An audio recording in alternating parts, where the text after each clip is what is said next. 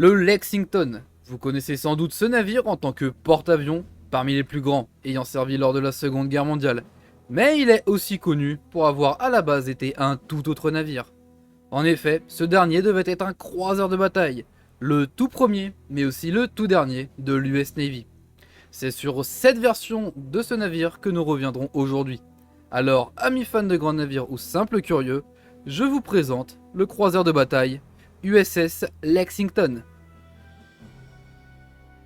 Le besoin d'un croiseur de bataille pour l'US Navy se fut sentir assez tôt s'il en est. En effet, la marine américaine a toujours plus ou moins construit ses navires en concordance avec ce que la marine impériale japonaise faisait à l'époque. Et peu avant la Première Guerre mondiale, ces derniers firent construire en Angleterre le premier de ce qui deviendra la future classe Kongo, le premier croiseur de bataille moderne de la marine impériale japonaise, et en son temps l'un des meilleurs navires au monde. Les Anglais en créeront même une version à rien que pour eux. Malgré tout, construire un tel navire n'était pas vraiment la priorité pour les Américains à l'époque, et malgré de nombreuses propositions, il faudra attendre le Big Navy Act de 1916, où le président Woodrow Wilson ordonnera la construction de la plus grande flotte au monde sans comparaison possible, afin de se défendre contre n'importe quelle puissance européenne. Cet acte fera suite à la bataille du Jutland, qui avait démontré l'importance des gros dreadnoughts qui, en grand nombre, étaient invincibles. En plus de cela, il y eut aussi de nombreux incidents avec les Allemands, qui entrera aussi en compte dans la construction de cette immense flotte. Malgré tout, et avec l'entrée en guerre des États-Unis en 1917, les cuirassés ne seront pas construits tout de suite et la priorité sera donnée aux navires d'escorte et à d'autres navires plus légers.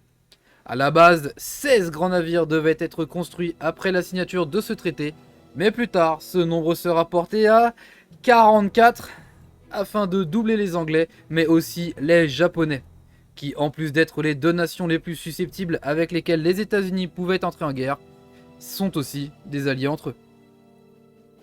C'est pendant toute cette tergiversation que de nombreuses études arriveront sur la table de design pour un futur croiseur de bataille.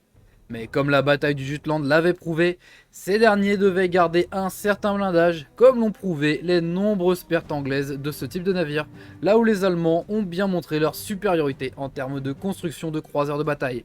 La recette de ces derniers étant de privilégier un peu plus le blindage que la vitesse, et donc créer des navires modérément plus rapides que des cuirassés, mais pas beaucoup moins blindés.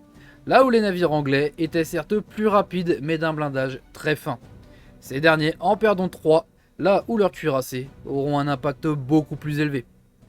Le cahier des charges de ce futur croiseur de bataille américain était donc très compliqué, car il appliquait un navire d'une puissance de feu équivalente ou supérieure à celle de tous les navires des autres flottes, une vitesse pouvant dépasser allègrement les 30 nœuds et un blindage suffisant pour résister à un engagement prolongé avec d'autres navires ennemis.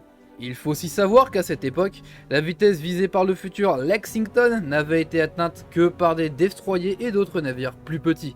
Il fallait donc un navire très grand pour accueillir les moteurs et atteindre une telle vitesse. L'objectif de la classe de croiseur de bataille à ce moment était de faire partie d'une force de reconnaissance, accompagnée des futurs croiseurs de classe Omaha et destroyers de classe Wicks, je ne sais pas comment on dit. Le tout premier design d'un croiseur de bataille américain voyait un navire équipé de 10 canons de 356 mm en tourelle triple et double, capable d'aller à 35 nœuds et pesant un peu plus de 34 000 tonnes. Le navire devait alors disposer de 24 chaudières afin d'être capable d'atteindre une telle vitesse, un nombre complètement fou pour l'époque, tout comme la puissance de 180 000 chevaux. Évidemment, le navire devait être aussi très grand, ce qui pouvait occasionner des problèmes de stabilité, et avec une telle puissance moteur, il fallait aussi disposer d'un nombre considérable de cheminées, au nombre de 7 ici. En revanche, le blindage était plutôt respectable selon les standards de ce type de navire. Après de nombreux changements dans le design qui prirent beaucoup de temps, nous arrivions déjà en 1917 et la construction de ce navire n'était plus prioritaire pour le moment. Avec de nouvelles priorités, les designers avaient maintenant plus de temps afin d'étudier la construction de ce navire. Surtout qu'il sera découvert dans le même temps que les Anglais et les Japonais allaient construire des croiseurs de bataille équipés respectivement de canons de 381 mm pour l'un et 410 mm pour l'autre, et évidemment, il fallait donc changer l'armement du navire. Puis en 1918, les Américains auront vent de la construction du Hood anglais, un immense croiseur de bataille d'un blindage pratiquement équivalent à celui d'un cuirassé, mais toujours aussi rapide. Les Américains seront impressionnés et les Anglais voyaient en ce navire la possibilité de remplacer croiseur de bataille et cuirassé en même temps.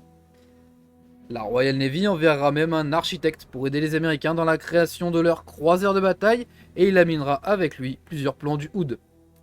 Seront inclus dans ce nouveau design l'utilisation d'un blindage incliné pour certaines parties du navire, un élargissement de ce dernier afin d'améliorer la protection anti-torpille et l'ajout de chaudières plus modernes et puissantes pour en réduire le nombre.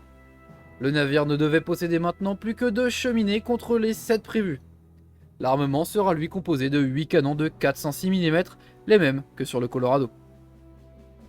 Mais alors, qu'en est-il de la protection que je n'ai pas abordée? Eh bien, étrangement, si on regarde les chiffres, cette dernière n'est pas exceptionnelle et même assez loin du Hood. En effet, la ceinture faisait 180 mm et était anglée, un avantage en combat rapproché, mais un énorme défaut contre les tirs plongeants, un défaut que le Hood paiera très cher beaucoup plus tard. Le pont était blindé à 57 mm, les tourelles 252 mm pour les côtés à 279 à l'avant, tandis que les barbettes étaient blindées à 229 mm. Enfin, la passerelle de commandement était elle blindée à 305 mm. La protection anti-torpille quant à elle était composée de plusieurs plaques de blindage espacées les unes des autres afin d'absorber les chocs plus efficacement. Le navire était donc plutôt équilibré pour un croiseur de bataille mais ne comportait pas un blindage suffisamment élevé. Ce dernier étant certes supérieur à celui des autres navires de la classe mais largement inférieur notamment au niveau de la ceinture par rapport au Hood. Même si certaines solutions de design étaient apportées sur le Lexington. Finalement, l'équipe chargée de la création du croiseur de bataille apportera 4 designs différents ainsi qu'une lettre recommandant de mieux blinder les navires. Mais le bureau ne voulait pas construire un navire rendant obsolète absolument tous les cuirassés présents dans la marine américaine. Même si l'amiral William Sims dira que le Hood était déjà en train de rendre obsolète tous les anciens navires. Malgré de nombreux débats, il sera quand même décidé de construire la classe Lexington comme elle était prévue, avec quelques petites modifications de blindage au niveau de la soute à munitions, des tourelles et du poste de commandement. Au final, cela nous donnera un navire de 266 mètres et pesant jusqu'à 45 000 tonnes, une taille équivalente au Hood, tandis que le poids était très légèrement supérieur à la classe de cuirassé South Dakota et près de 10 000 tonnes supérieur à la classe Colorado qui entrait en service à cette période. Il fallut attendre 1920 pour que les navires commencent leur construction, mais des discussions autour de la future conférence de Washington étaient déjà en train d'avoir lieu et il fallait dire que ce navire faisait polémique dans la marine. En effet, comme nous l'avons vu, le blindage n'est pas très élevé et le navire est foncièrement inférieur au Hood dans pratiquement tous les domaines. Sans même parler des croiseurs de bataille japonais alors en construction qui étaient supérieurs en armement et en blindage et à peine plus lents. Et il ne fallut pas attendre longtemps, en fait avant même le début de la conférence, pour que des études soient déjà faites afin de convertir le navire soit en transatlantique, soit en porte-avions. Selon les études justement, la conversion en porte-avions disposait de quelques avantages et le prix n'excédait pas énormément celui d'un nouveau porte-avions.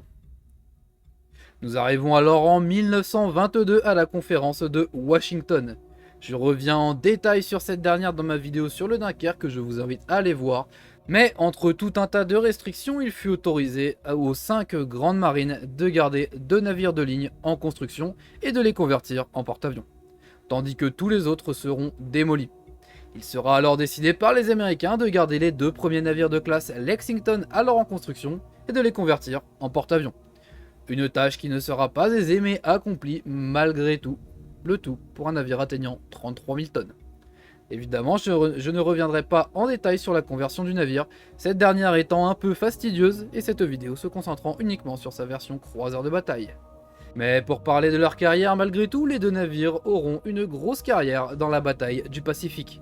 Le premier, l'USS Lexington, sera coulé lors de la bataille de la mer de Corail en mai 1942, tandis que l'USS Saratoga verra lui pratiquement toutes les opérations du Pacifique et sera même à un moment, et tout comme l'Enterprise, le seul porte-avions américain alors en service dans le Pacifique.